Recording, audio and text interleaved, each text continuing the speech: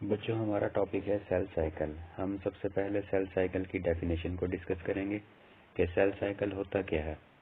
Cell cycle असल में कुछ स्टेप्स की सीरीज पर मुश्तमिल होता है, जिसमें सेल जो है अपने क्रोमोसोम्स को और अपने मटेरियल्स को डबल कर लेता है, ताकि डिवाइड होने से पहले वो अपने मटेरियल्स को डबल कर ले और डिवाइड होने पर एक एक कापी जो है डॉटर सेल्स के अंदर वो अपने डबल मटेरियल की भेज सके।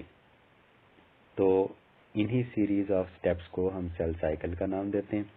सेल साइकिल दो मराहिल में कंप्लीट होता है। एक मरहला जिसको हम बोलेंगे इंटरफेज और दूसरा मरहला होता है माइटोटिक फेज। इंटरफेज फिर मजीद तीन मराहिल पर मुश्तमिल होती है, यानी इंटरफेज की तीन स्टेजेस होंगी। पहली फेज G1 फेज कहलाती है, दूसरी फेज S फेज और तीसरी फेज जो है वो G2 फेज कहलाती है। अब इन तीनों फेजेस के अंदर सेल अपने आप को प्रिपेयर करेगा डिवीजन के लिए। G1 फेज में यानी जो G1 फेज होती है ये इंटरफेज की पहली स्टेज, जिसके अंदर सेल की ग्रोथ होगी, सेल का साइज जो है वो इंक्रीज होगा। S फेज में सेल अपने DNA को रेप्लिकेट करेगा, यानी सिंथेसिस ऑफ DNA होगी, DNA की कॉपीज बनेगी S फेज में।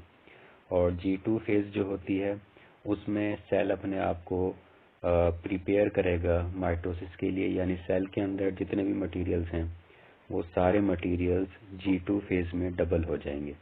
और इंटरफेज के बाद जो अगली फेज आती है वो कहलाती है माइटोटिक फेज। माइटोटिक फेज को हम M फेज से भी जाहिर कर सकते हैं, हम इसको M फेज भी बोल सकते हैं।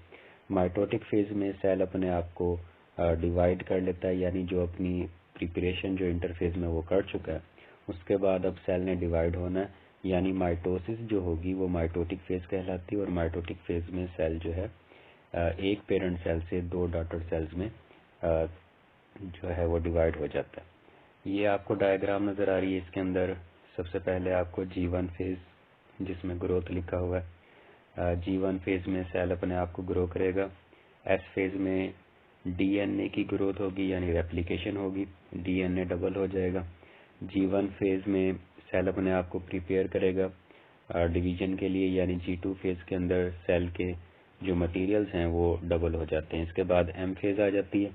M फेज माइटोटिक फेज कहलाती है, इसमें माइटोसिस होगी, यानी सेल अपने आप को डिवाइड कर लेगा और दो डॉटर सेल्स जो है वो प्रोड्यूस हो जाएंगे।